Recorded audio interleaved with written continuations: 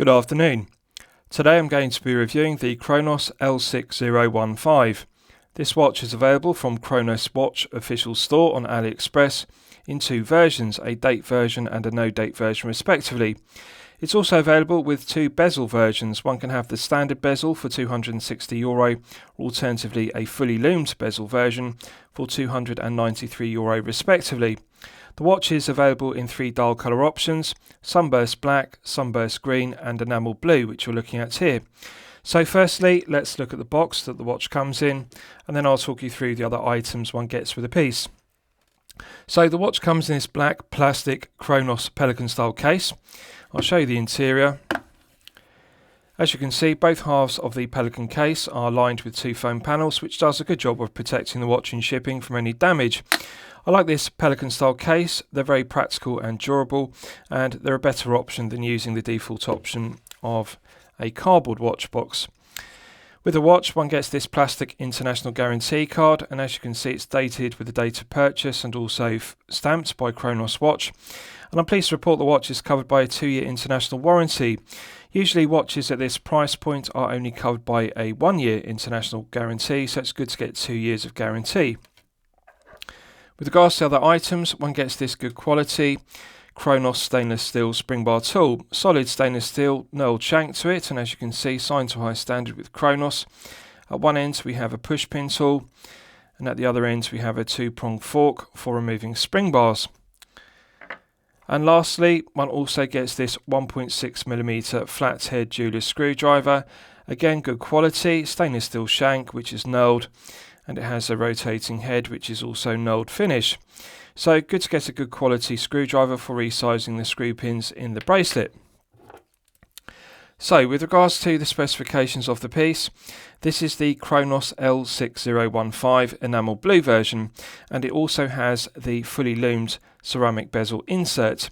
The watch is clearly an homage to the Rolex Submariner 114060, a watch I've previously owned and also previously reviewed on my channel, so if you haven't seen my Rolex Submariner review, please feel free to check it out.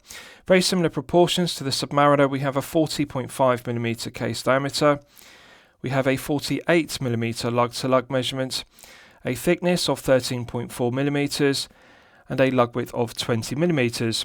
The oyster style bracelet tapers from 20mm at the lugs down to 16mm at the glide lock style clasp. Now, minor criticism is the glide lock style clasp isn't signed.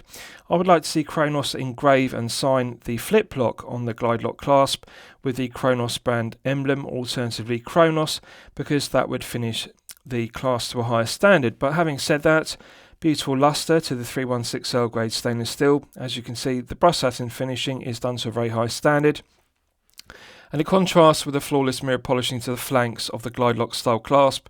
No sharp edges, no burrs, and the corners aren't sharp. So this is the best quality finished glide lock style clasp I have seen on my channel, and I think they deserve full credit for it.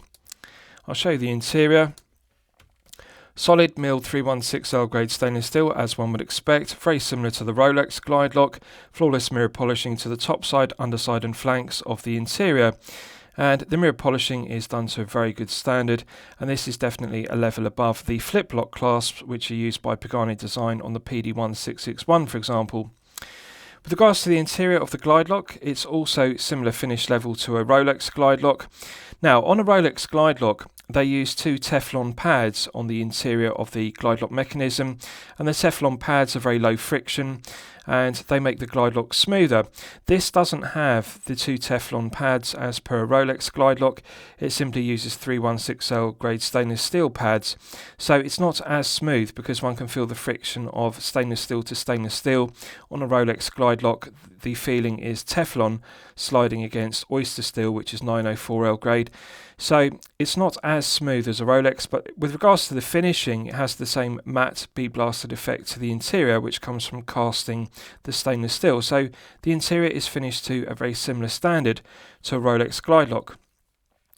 The clasp closes with a nice positive click, and the flip lock also closes with a nice positive secondary click. So I'm very impressed with the quality of the glide lock style clasp. With regards to the rest of the specification, we have a flat sapphire crystal with clear AR coating on the underside. And when I tilt the piece at an oblique angle, you can see the clear anti-reflective coating does an outstanding job of reducing the glare, and the highly reflective nature of the silver mirror polished applied indices and also the silver mirror polished Mercedes hands. So the dial layout is the classic Submariner maxi dial layout, and the indices are very similar proportions to a Rolex maxi dial, and also the Mercedes hands are also very well proportioned, very similar to the current Mercedes handset used on the current Submariner. So I like the perfect symmetry of the dial with the absence of a date complication, and of course the absence of a Cyclops magnifier without a date complication. The symmetry of the dial is very good. The silver mirror polished applied Cronos brand logo at 12 is very aesthetically pleasing and also finished to a very good standard, and I like the fact the dial isn't over-branded with text or specification. At 6 o'clock we simply have automatic 200/60 feet. So just the right amount of information, automatic and the water resistance rating. The white minute ticks on the chapter ring are fully indexed and they are very legible. They contrast very well against the glossy blue enamel dial. One detail I really like about the piece is the deep navy blue colour tone to the glossy enamel dial. Cronos have made the correct decision with this blue version because the black version has a sunburst dial which looks grey, anthracite colour, and the green version is like a Hulk. It has a sunburst finish to it, but rather than using a sunburst blue dial, they elected to use a glossy enamel blue, which is very deep navy, and it's a perfect colour match tone to the glossy polished finish to the ceramic bezel insert. And this is something that often brands get incorrect, the colour tone match between the dial and the ceramic bezel insert. But if you look at this, the navy blue glossy enamel dial perfectly matches the navy blue colour of the ceramic, and they deserve credit for this because it is actually very difficult to make an enamel dial in the same colour tone that perfectly matches the ceramic bezel inserts, and I think they've made the correct decision by using enamel blue rather than sunburst blue or matte blue, which are the other default options. With regards to the bezel, the fully loomed ceramic bezel insert is finished to a very high standard. They've done an outstanding job of infilling the minute ticks and the Arabic numerals in the ceramic with BGW9 Superlume Nova, and it's also available with white paint. And the standard bezel version without the BGW9 infill is less expensive. With regards to the teeth, they've done a good job of the scallops, nice deep scallops. It's like a Steinhardt Ocean 1. Now, with regards to the teeth, on a Rolex Submariner, which I've previously owned, the tips of the teeth are actually sharp, and it's not a pleasant bezel to use because when rotating the bezel with one's index finger and thumb, one can feel the teeth of the bezel, the tips of the teeth digging into the skin. And it's a criticism I levelled at my Rolex Submariner when I reviewed it, the sharp teeth on the scalloping. But on this Cronos, they've actually got it correct, and I would argue that it's better done than on a Rolex because the tips of the teeth are not as sharp. They're well machined, they've got a nice chamfer on the edge, and that means they are grippy, but they don't dig into one's index finger and thumb when rotating the bezel. So I really like it, and I also like the brush satin finishing to the bezel and also the mirror polishing to it. The scallops are done to a very high standard and the proportions are correct. So very well executed, solid 316L grade stainless steel bezel, and very well executed ceramic bezel insert, which is fully infilled with BGW9. So let's test the bezel execution. 120 click unidirectional bezel, as one would expect. Nice light resistance to it. It feels very similar to a San Martin SN017G, or alternatively a 019G, which you may be familiar with.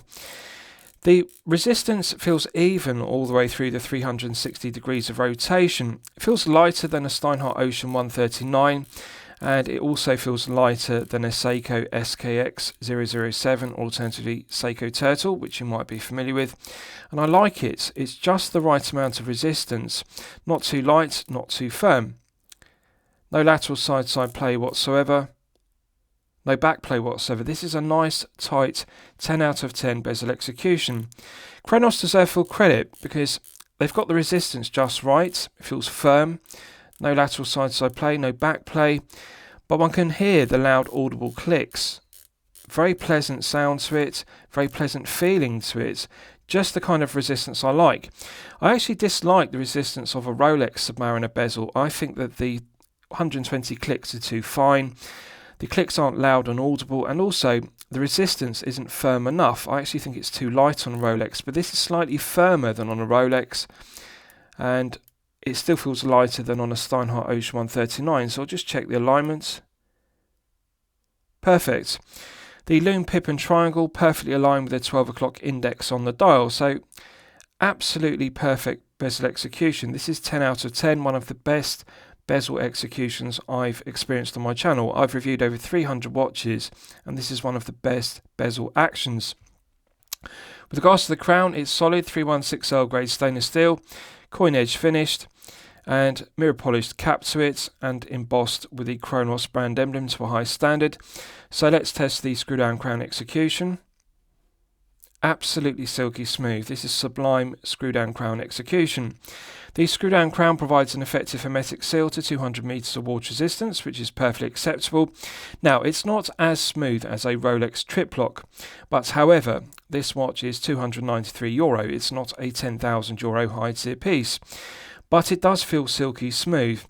I would say, although it's not as smooth as a Rolex trip lock, one can feel the perfect interface between the internal thread of the stainless steel crown and the external thread of the stainless steel crown tube. So 10 out of 10 screw down bezel execution, although slightly more friction between the rubber O-ring inside the crown and also the second rubber O-ring inside the stainless steel crown tube. One can feel the friction of the O-ring gripping the winding stem and also the rubber O-ring compressing against the end of the crown tube, and that gives it friction, but the actual interface of the threading is outstanding. One can feel that it's not gritty, it doesn't feel sandy, it feels silky smooth. Stainless steel to stainless steel, very smooth. Right, so this uses the NH35A. Now, I would prefer if Cronos used the NH38 because that would delete the date complication. In the first position, it's the manual wind position, and one can feel the tension in the mainspring gradually building up to its maximum 41 hours, so absolute pleasure to manually wind the NH35A. It's got a nice feeling to it. Pulling it out to the first click position is a phantom date setting position, so when one rotates the crown anti-clockwise, the date wheel is still present underneath the dial, and one can feel the quick set complication of the date clicking over. Pulling it out to the second click position hacks the movement. If you look at the second hand, you can see I've now hacked it, so it's possible to set the time precisely to the second. So we're now in the time setting position. Nice firm resistance to the NH35A, which I like. It's a characteristic of it. One can feel the friction of the gearing. No back play, clockwise and anti-clockwise. I like the firm resistance of it. It feels like a good solid movement. Pushing it back in, it's got a nice positive click, and that restarts the movement. You can see the second hand begins to sweep around the dial once again. So let's test screwing it back down. Immediate thread pickup. This is outstanding screw down crown execution. It feels better than a San Martin SN019G, which uses the PT5000 or alternatively the SW200-1, because with a PT5000 powered 019G, one has to really push the crown in. There's a lot of resistance, it's very spring loaded, and it can be difficult to get the crown to pick up the internal thread of the stainless steel crown to get it to mesh and interface with the external thread of the stainless steel crown tube. With the NH35A that this uses, there is less resistance. It easily pushes in, so one doesn't have to really push the crown in hard and then rotate it to get the threads to pick up. It's got a light spring-loaded action, so one can just gently push it in, a slight clockwise turn, and immediately it begins to pick up the thread. So I actually prefer the crown execution of this to the 017 and the 019, which are watches I've previously reviewed. So with regards to the caseback, it's a solid 316L grade stainless steel caseback, sterile as you can see. Very similar to a Rolex caseback, brush satin finish to the centre section, which contrasts with a mirror polished circumference, coin edge finish to it, and it is low profile for an NH35A caseback. The caseback provides an effective hermetic seal to 200 meters of water resistance, which is perfectly acceptable. The solid end links are a good tight fit to the case, well machined, and the underside to the case is also finished to a good standard, no sharp edges to the flanks. Now, the benefit of using a sterile screw down caseback is that it feels perfectly flat and smooth against the wrist without any engravings or embossing, and it feels very comfortable to wear for long periods of time, such as 8 to 12 hours per day. So I'll give you a wrist shot and you can see how it fits on my 8-inch wrist. Now, I haven't sized the bracelet, I've simply taken the watch out of the watch box, and I'm pleased to report it fits my 8-inch wrist with no difficulty whatsoever, with the glide lock style clasp on maximum extension. So if you have a larger wrist of 8 inches, this will fit you no problem whatsoever. And I really like the taper of the bracelet. 20mm down to 16 is the perfect oyster style bracelet taper. So very comfortable piece to wear, very well balanced as you can see. The thing to note is this is 146 grams, and as you'll know from my previous reviews, I consider circa 150 grams to be the sweet spot for a 40 or 41mm head of the piece. So this is 40.5, and I would expect a 40mm head of the piece on a solid stainless steel bracelet to weigh 150 grams, so they've got the weight of this piece perfect. 146 gives a nice feeling of wrist presence and heft. It feels quality, but it doesn't feel top heavy. It feels balanced, and it really is the perfect heft for a piece. 146, very comfortable to wear for long periods of time, such as 8 to 12 hours per day. It's just a shame that they didn't sign the flip lock on the glide lock style clasp with Cronos or the emblem, because that would finish it to a higher level, but beautiful luster to it, and beautiful luster to the 316L grade stainless steel oyster links. So I absolutely love the glossy blue enamel dial, and it perfectly matches the glossy finish to the ceramic bezel. The colour tone is perfect, and also I like the way the silver Cronos emblem, which is applied at 12 o'clock, it catches the light. Another detail I really like is the flat sapphire crystal has a nice lip with a bevel on it, and when one tilts it at an oblique angle, you can see the edge, the bevel of the flat sapphire crystal catches the light. So very aesthetically pleasing piece. Absolutely gorgeous to look at. The thing to note is it's 13.4. Now, I consider 13mm to be the sweet spot for a 40 or 41mm piece, because that will easily slip underneath a shirt cuff if you wear business shirts. At 13.4 it's slightly thicker, but however it will easily slip underneath a shirt cuff, so it is acceptable. If this used a PT5000, they could have got it to under 13mm, for example it could have been 12.5, but however 13.4 for an NH35A powered piece is acceptable. Good looking piece, feel good factor is outstanding, comfort level is outstanding.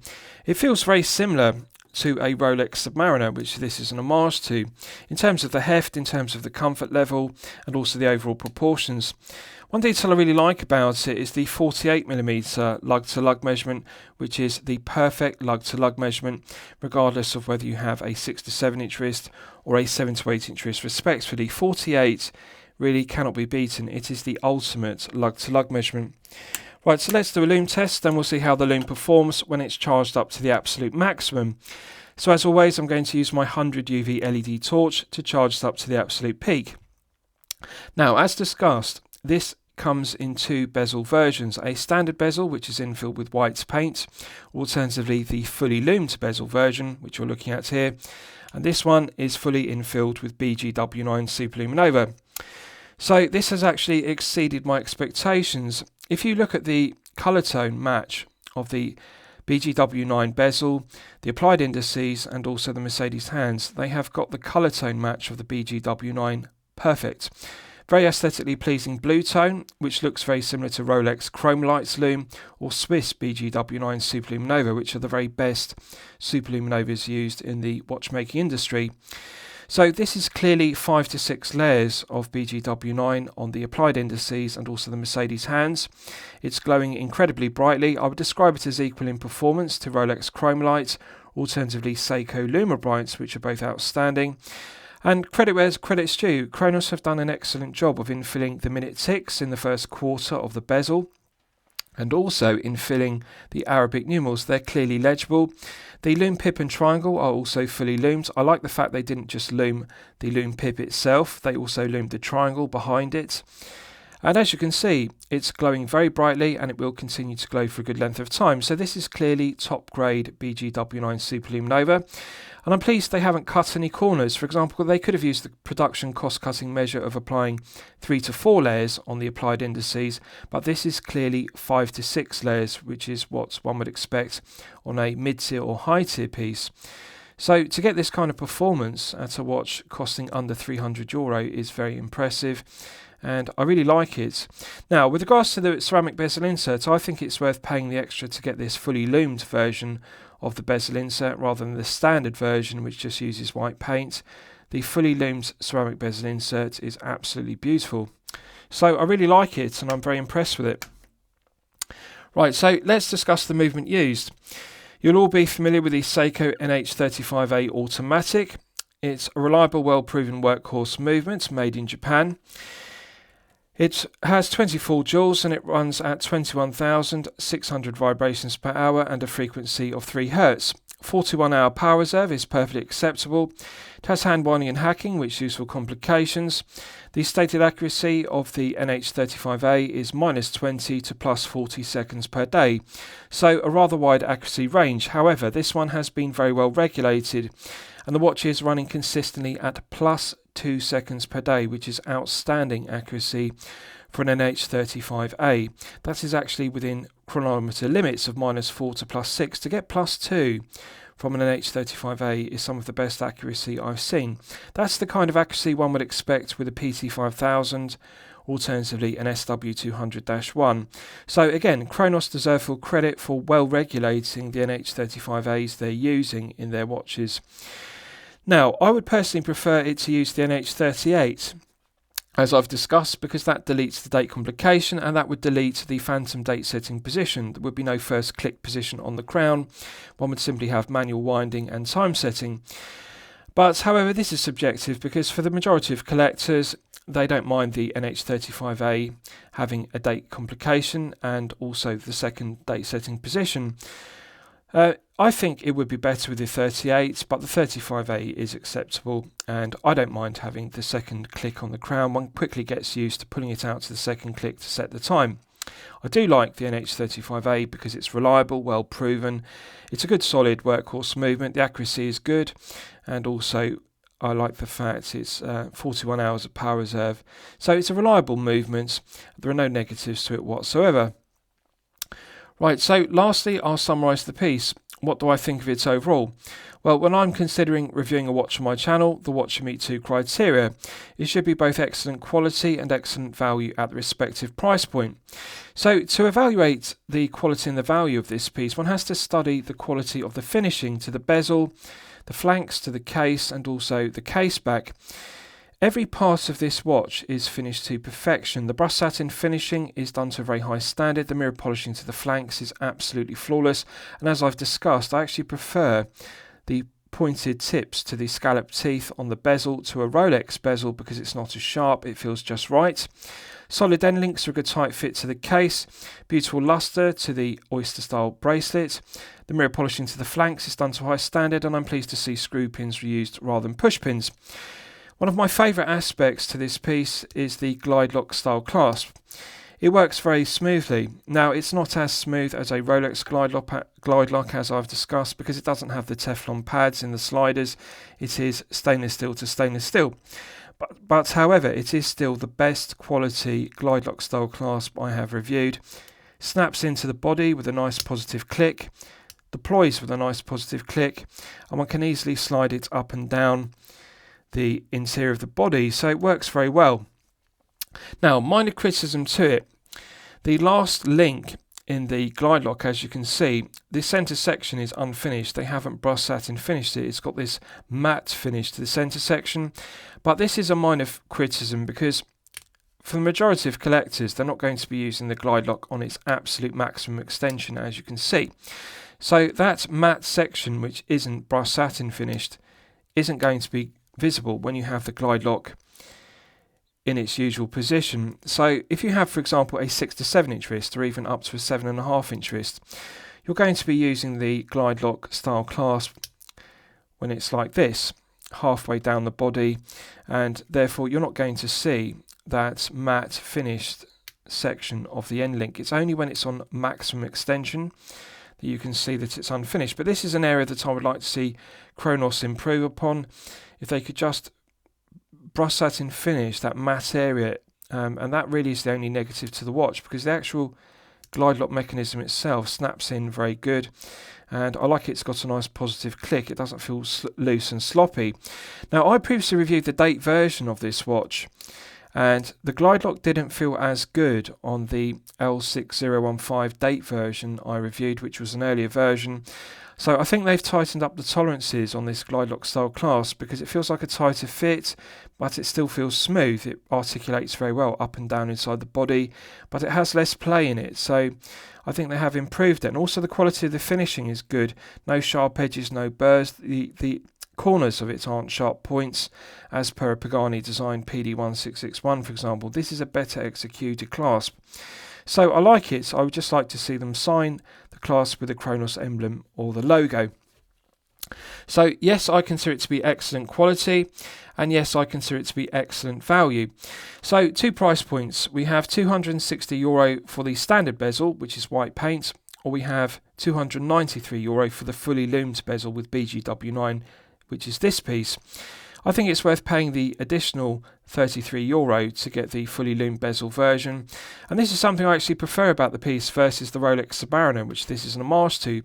On a Submariner, the Cerachrome bezel is infilled with platinum, and I actually dislike the matte silver finish to the platinum.